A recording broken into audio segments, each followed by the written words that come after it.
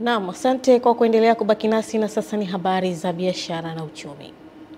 Wizara ya Viwanda na Biashara imewataka wazalishaji wa bidhaa na watoa huduma kwa wateja kuzingatia utoaji wa huduma bora ili kuongeza tija na mzunguko wa biashara ili kuendana na kasi ya maendeleo ya uwezeshaji wa viwanda unaofanywa na serikali ya Tanzania.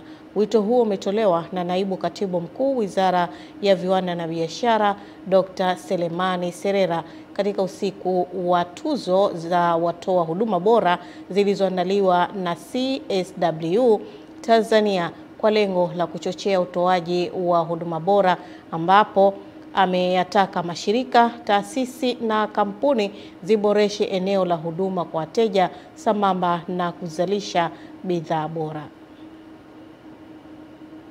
Lakini tumeona hata nchi nyingi ambazo zimeendelea zaidi zimewekeza sana katika eneo la huduma kwa wateja, na sisi Tanzania hatuko nyuma.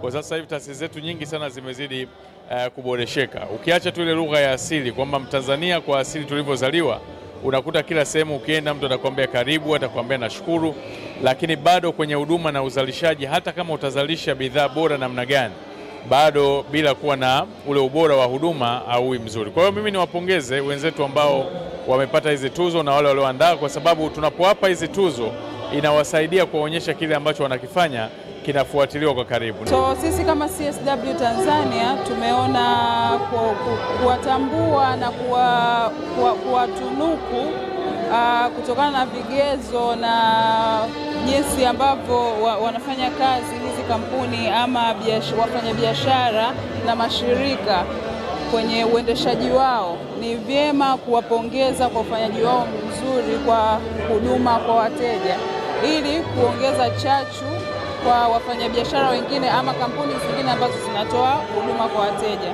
Na kwa kweli sisi kama TANESCO tunajivunia kupokea tuzo hii katika mashirika ya umma yanayofanya vizuri kwenye eneo la huduma kwa wateja. Ikiwa ni katika wiki ya huduma kwa wateja, hii inakwenda kutuongezea ari na chachu ya kuendelea kufanya vizuri zaidi na kuendelea kuhakikisha kwamba tunawahudumia wateja wetu ndani ya wakati na kuwasiliana nao kwa ufanisi.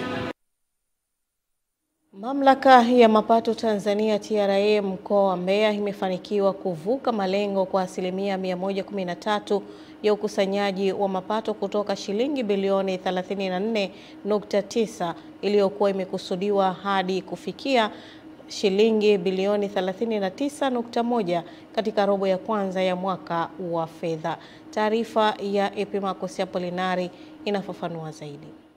Akizungumza katika maadhimisho ya wiki ya huduma kwa wateja, meneja wa mamlaka ya mapato mkoa wa Mbeya Musibu Shabani amewataka wafanyabiashara kuendelea na moyo wa kulipa kodi na kuwasisitiza wananchi kudai risiti wanaponunua bidhaa, huku mkuu wa mkoa wa Mbeya Beno Malisa ameeleza umuhimu wa kulipa kodi kwa maendeleo ya taifa. Kwa kipindi cha kota ya kwanza ya mwaka huu wa fedha 2025-26 kwa maana ya Julai mpaka Septemba, tulikuwa na lengo la kukusanya bilioni 34.9, lakini tumekusanya bilioni 39.1.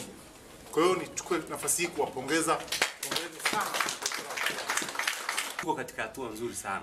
Nadhani tunaendelea, tunakaribia kufikia wale ambao mwananchi anajisikia raha kulipa kodi. Tunatakiwa tufike hapo. Mbeya oye. Kwamba nchi za wenzetu ukinunua kitu tuna tabia ya kusema bana mimi sitaki risiti ili bei ipungue. Anakwambia nitafungwa. Kwa hiyo kama utaki risiti pita.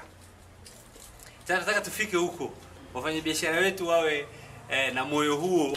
Wafanyabiashara wamesema TRA imekuwa taasisi ambayo kwa sasa hawaiogopi kutokana na watendaji wake kuwa wasikivu katika changamoto zinazowakabili wafanyabiashara pamoja na uwepo wa dawati maalum la kusikiliza kero kwa wateja.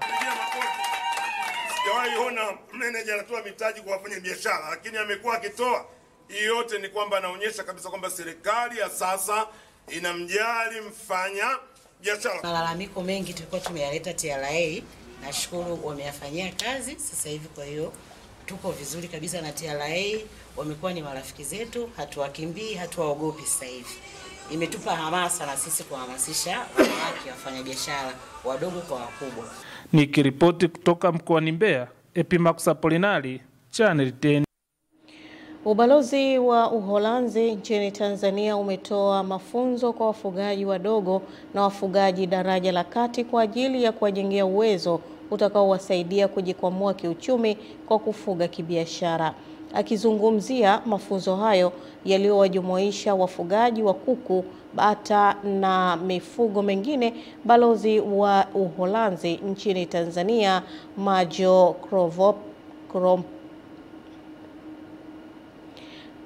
Majo Krompovet amesema ni mfululizo wa semina ambazo wamekuwa wakizitoa kwa wafugaji na makampuni yanayojihusisha na ufugaji kipekee. Wafugaji wa kuku walipata elimu mpya inayoeleza tofauti ya mahitaji kati ya kuku wa nyama na kuku wa mayai.